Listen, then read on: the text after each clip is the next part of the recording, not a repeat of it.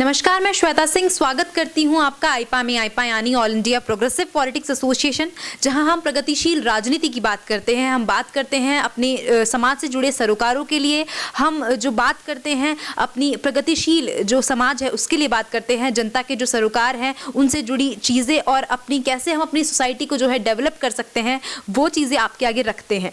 आज मेरे साथ मौजूद है डॉक्टर महेश कुरियाल, जो कि न्यूरोसर्जन है, जाने माने न्यूरोसर्जन है। देहरादून में काफ़ी बड़ा नाम है, या ये कहूँ पूरे देश में काफ़ी बड़ा नाम है उनका, और सीएमआई हॉस्पिटल में इस वक्त मैं मौजूद हूँ। तो बहुत स्वागत है सर आपका आईपा में। सर, सबसे पहले तो जो हमारी मुहिम है मैं उससे आपको रूबरू कराना चाहूँगी। हम कैसे अपने समाज को जो है प्रगतिशील बना सकते हैं। आपकी फील्ड अलग है, लेकिन तब भी मेरा क्वेश्चन पूछना बहुत ज़्यादा जायज़ है, क्योंकि जिस तरह से आप अभी देख रहे हैं हमारी सोसाइटी में कहीं ना कहीं जो है प्रगतिशील राजनीति जो है वो कहीं ना कहीं आ रही है, प्रोग्रेसिव पॉलिटिक्स। क्या आपको लगता है कि हमारे समाज में जो पॉलिटिक्स है, वो जो चीज़ें चल रही है, माहौल है, ये सही है या नहीं सही है? तो इसका कोई कारण बताइए। नहीं, डेफिनेटली ये जो फिलहाल जो माहौल हमारी कंट्री में है या पॉलिटिक्स जो है उसमें बहुत सारे चेंजेस आना बहुत ज़रूरी है। और उसके लिए सबसे इम्पॉर्टेंट चीज़ है हमारी सोसाइटी को एजुकेट होना। हमारी जो एजुकेशन है दैट इज़ वेरी इंपॉर्टेंट। अगर सब लोग एजुकेट हो जाएंगे तो उनको अपने बारे में डिसीजन लेना, वो किसी भी पॉलिटिशियन को एवेल्युएट कर सकती हैं, उनका असेसमेंट कर सकते हैं अगर उनकी एजुकेशन अच्छी है।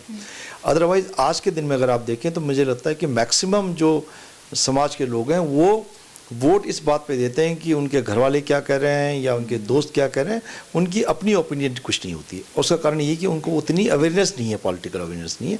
तो डेफिनेटली मुझे लगता है कि हमारी कंट्री का जब एजुकेशन या लिटरेसी रेट बढ़ेगा, जब लोग अवेयर होंगे, लोगों को इस चीज़ की समझ होगी, तो डेफिनेटली पॉलिटिकल सिस्टम में चेंजेस आएंगे। सर, अगर मैं बात करूं तो आजकल के माहौल की, तो कहीं ना कहीं पार्टी जो है लोगों को ज़्यादा प्रभावित करती है। हम अगर वोट डालने जाते हैं, मैं या आप या और कहूँ हमारी सोसाइटी अगर वोट डालने जाती है, हम प्रत्याशी को ना देखकर उसकी पार्टी को देखते हैं। तो ये कहाँ तक, कितने हद तक ये बात सही है?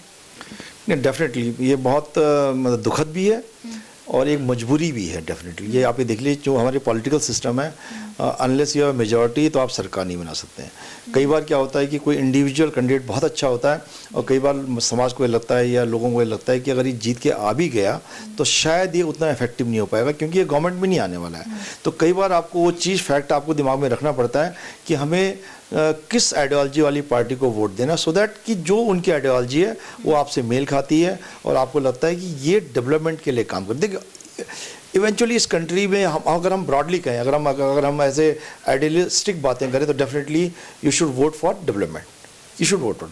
पर एक्चुअल होता क्या, होता यही है कि अल्टीमेटली फिर वो बात आ जाती है कि मेरी जात का, मेरे एरिया का मुझे क्या फ़ायदा होने वाला, ये so there are so many things. But मैं समझता हूँ कि इंडिविजुअल जो खड़ा हुआ है उसकी क्रेडिबिलिटी बहुत इंपॉर्टेंट है, बहुत इंपॉर्टेंट है।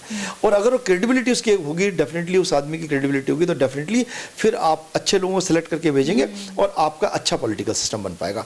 बट मैं मानता हूँ इस चीज़ को, देखिए मैंने कई बार कहा कि आपको कि अगर कई बार जो अभी तक हमारी जो डेमोक्रेसी उस लेवल तक नहीं पहुँची जहाँ पे कि हम टोटली इंडिविजुअल पर डिपेंडेंट रहें, क्योंकि हमें पॉलिटिकल सिस्टम, हमें एक पर्टिकुलर पार्टी भी है जो कि गवर्नमेंट इफेक्टिव, हमें देखिए अनलेस कि आप उसको गवर्न कर पा रहे हो, आप वहाँ पहुँच पा रहे हो जहाँ आपकी आवाज़ सुनी जा सके, या आप उसको इफेक्टिव उसको इम्प्लीमेंट कर पा रहे हो, तो दोनों चीज़ आपको देखनी पड़ेगी। Individual is very important, but at the same time political party भी देखनी पड़ती है कई बार, क्योंकि आपको पता है कि हाँ नहीं, इस पॉलिटिकल सिस्टम में ये लोग बहुत अच्छे हैं और अगर ये लोग पावर में रहेंगे या लोग गवर्नेंस में रहेंगे तो डेफिनेटली पब्लिक का भला करेंगे। तो कई बार वो कंसिडरेशन भी आते हैं।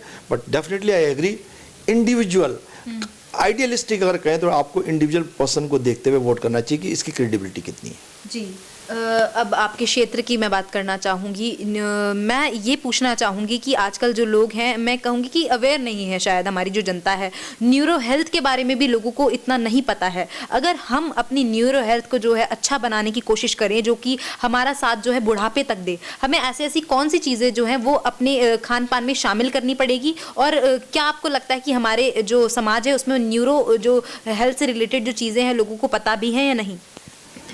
देखिए, हेल्थ इश्यू तो अगर आप मतलब अगर आप उसको आप ऐसा वो मत करिए कि जो न्यूरो हेल्थ या कार्डियक हेल्थ या abdominal health, I think for a healthy living, मतलब आपकी हेल्थ अच्छी रहे, उसके लिए तो सदियों से चला आ रहा है कि आप अपना जो है खान पान अच्छा रखें, जंक फूड मत खाइए, जो भी चीज़ें पेड़ों पे या खेतों में पैदा हो रही हैं उसका आप उस चीज़ को लीजिए।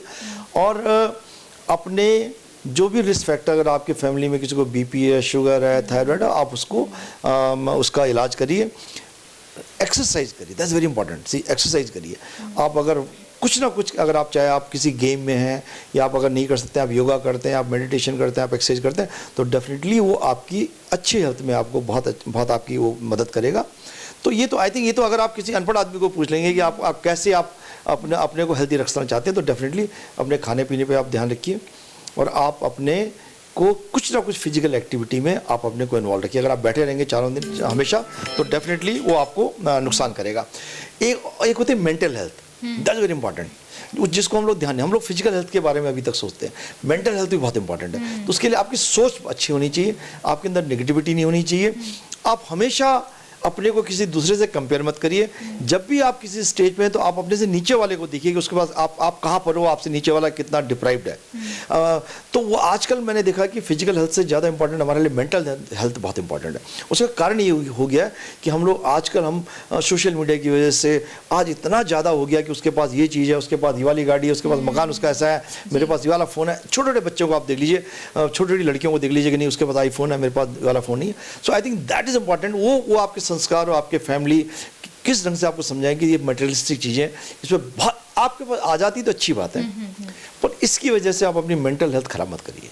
That's very important. अल्टीमेटली जो 4 पहिए वाली चाहे मारुति कार है वो भी चलेगी, और चाहे वो 5 करोड़ वाली मर्सिडीज़ है या आपकी लैम्बोर्गिनी है या आपकी कोई भी बड़ी गाड़ी वो भी चलेगी। तो अल्टीमेटली यू हैव टू सी कि आप कहाँ पे फिट बैठते हो, और अपनी फिजिकल हेल्थ के साथ साथ में मेंटल हेल्थ तभी ठीक होगी जब आपकी सोच ठीक होगी। That's very important. जिस तरह से आपने भी कहा, सोशल मीडिया का जो है हम लोगों की सोच पे काफ़ी इफेक्ट पड़ रहा है। कहीं ना कहीं मैं ये देखूंगी हमारी जो युवा पीढ़ी है, या युवा पीढ़ी भी नहीं कहूँगी, सभी लोग जो है मोबाइल फ़ोन का जो यूज़ है वो बहुत ज़्यादा जो है वो हो गया है। तो excess of using the mobile phone हमारी न्यूरो हेल्थ पे कैसे इफेक्ट डालता है? देखिए डेफिनेटली एक मोबाइल फ़ोन जो है या डिजिटल जो भी आजकल चीज़ आई, एक बून था हमारे लिए। हम लोगों के लिए बहुत बड़ी हेल्प थी, लेकिन इसका मिसयूज़ हो रहा है डेफिनेटली। और ये तो ज़माने से लोग कहते गए, मतलब सदियों से लोग कह रहे हैं कि excess of everything is bad. जो मोबाइल का अगर मैं न्यूरो प्रॉब्लम से स्पेसिफिकली बात करूं तो डेफिनेटली मैंने ये देखा है, और मुझे ये वो ऐसी मैं अभी बहुत ज़्यादा, लेकिन डेफिनेटली मैं आई नो बहुत सारे ऐसे लोग थे जिनको, और रिपोर्ट्स भी आ रही हैं साइंटिफिकली अभी, कि बहुत ज़्यादा मोबाइल यूज़ करने से आपके अंदर ब्रेन ट्यूमर होने की संभावना रहती है। कुछ एग्जांपल मेरे सामने भी हैं कि जिनको मैं जानता था बहुत ज़्यादा मोबाइल वो यूज़ करते थे और उनको बाद में ब्रेन ट्यूमर हो गया। और ये रेडिएशन हेल्प करता है, ये डेफिनेटली आपको अफेक्ट करता है। अगर आपने भी कभी फील किया होगा, जब आप फ़ोन लगा के बात करते हैं और लंबी बात होती है, आपके कान लाल होने लग जाते हैं, आपके मतलब उससे हीट होने लग जाते हैं। तो this is radiation. So radiation definitely, but चूंकि इस समय हमारे को इससे फ़ायदा इतना ज़्यादा हो रहा है कि हम उसके नुकसान नहीं देख रहे हैं। जी जी। तो किसी भी चीज़ का यूज़ उस तक ही करिए। देखिए कोई भी जिस चीज़ का फ़ायदा उस चीज़ का नुकसान भी, ये लेके चलिए हमेशा। ऐसी कोई भी चीज़ नहीं दुनिया में बनी जिसका फ़ायदा और नुकसान कुछ ना हो। बिजली बनी है, करंट लगने से आदमी मर भी सकता है। एरोप्लेन आपको कहीं से कहीं पहुंचा देता है, क्रैश होने से आदमी मर भी सकता है। तो जिस भी चीज़ का फ़ायदा है उसका नुकसान भी डेफिनेटली है। तो हम ये नहीं, हम उस चीज़ को भी दबा के रखा हुआ है। साइंटिफिक कम्युनिटी भी उसको बहुत ज़्यादा उस पर बात नहीं करती, बट डेफिनेटली जो रेडिएशन जो मोबाइल से जाते हैं दे आर हार्मफुल, और एक्सेस यूज करने से डेफिनेटली ये आपको कहीं ना कहीं आने वाले टाइम में बहुत नुकसान पहुँचाएगा। मैं अब मेरा जो आखिरी सवाल होगा वो जो मेंटल हेल्थ है उसके ऊपर होगा। हम देखते हैं कहीं ना कहीं हमारी युवा पीढ़ी या बच्चे, छोटे छोटे बच्चे आजकल खुद को डिप्रेस्ड कहते हैं। तो उसका क्या एक कारण जो है वो हो सकता है? क्या वो कारण हमारी सोसाइटी में ही है, या वो जो कारण है हमने मनगढ़ंत बना लिया है? क्या उसका एक कारण हो सकता है, या हमारी सोसाइटी को लगातार आगे बढ़ने की होड़, इसकी वजह से ये जो डिप्रेशन है वो है? कहीं ना कहीं अपनी जो मानसिक हेल्थ है या मेंटल हेल्थ है उसको सुधारने के लिए क्या हमें ऐसा खान पान में अपने शामिल करना चाहिए? एक्सरसाइज हो गई या कुछ और हो गया, किस तरह से हमें अपनी दिनचर्या को आगे बढ़ाना चाहिए? देखिए आपने कहा बच्चों के अंदर जो डिप्रेशन बहुत ज़्यादा है, और आई थिंक उसके लिए हम खुद दोषी हैं। हम अगर आप हमारा एजुकेशन सिस्टम देख लीजिए, आप खुद बताइए कहाँ तक प्रैक्टिकल है कि किसी भी बच्चे के 99.9% मार्क्स आ रहे हैं। आई डोंट नो क्या हो गया है, कैसे पॉसिबल है? अगर हमारा किसी बच्चे के 10th में और ICSE में हिस्ट्री में 99% मार्क्स आ रहे हैं, सर इज इम्प्रैक्टिकल। इससे क्या हो गया, बच्चों के अंदर होड़ बहुत हो गई है। हम लोगों ने पढ़ा है, हम लोगों ने, हमारे टाइम पे यूपी बोर्ड होता था, अगर किसी के 61% आ जाते तो उसको कहते हैं कि टॉपर है क्लास का। तो एजुकेशन सिस्टम डेफिनेटली डिफेक्टिव है। Then exposure to materialistic thing, now you can see anything. आप अपने 5,000 रुपये के मोबाइल फ़ोन पे भी आप पता नहीं क्या क्या देख लेते हैं, हीरो हीरोइन, उनके घर कैसे हैं, बंगले कैसे हैं, वो मॉडल क्या कर रही है, उसका क्या चल रहा है, उसके बाद कौन सी कार है। So this is excessive exposure, और ये डेफिनेटली हमें इसका प्राइस पे करना पड़ेगा। इसको हम कहते हैं डेवलपिंग कंट्री। जब तक हम उस स्टेज पे ना आ जाए जहाँ तक सेचुरेशन हो जाएगा। देखिए हम लोग भाग रहे हैं कि हमारा बिल्डिंग हो, और आप देखिए जो वेस्टर्न सोसाइटी है वो कहाँ जा रही है, वो मेडिटेशन की तरफ जा रही है। उनको चाहिए गंगोत्री, उनको चाहिए, वो सब अपना सारा छोड़ छाड़ के वो चैरिटी कर रहे हैं, सब चीज़ कर रहे हैं। तो आई थिंक ये स्टेज प्रोबब्ली हमें इसको फेस करना पड़ेगा। लेकिन डेफिनेटली ये हमारी जो इस समय की जनरेशन है उसको बहुत बड़ा प्राइस इसका पे करना पड़ेगा, उस चीज़ का, इस डेवलपमेंट का, क्योंकि उनको कंपटीशन बहुत है। हर बगल वाले घर के उसको कितना पे पैकेज मिला है, वो आईआईटी में निकल गया, वो मेडिकल में निकल गया, वो सब चीज़ कंपटीशन बहुत ख़राब है। आप वेस्टर्न कंट्रीज में चले जाइए, किसी को इतना स्ट्रेस नहीं रहता। आप 10th के बाद बच्चे को देख लीजिए, वो बच्चा कहाँ चला गया 10th के बाद, वो कह रहे साहब 1 साल के लिए वो घूमने गया है, 1 साल के लिए वो फॉरेस्ट्री करने गया, वो कारपेंटरी करने गया है। हमारे यहाँ बच्चे का अगर 1 साल खाली हो गया तो पेरेंट्स को भी टेंशन होती है, बच्चे को tension. So education system is defective, assessment system is defective, and then there is a exposure to everything on our mobile, everything you see. आप मोबाइल पे आज क्या आपको नहीं मिलता, so obviously these are things which will lead to mental stress.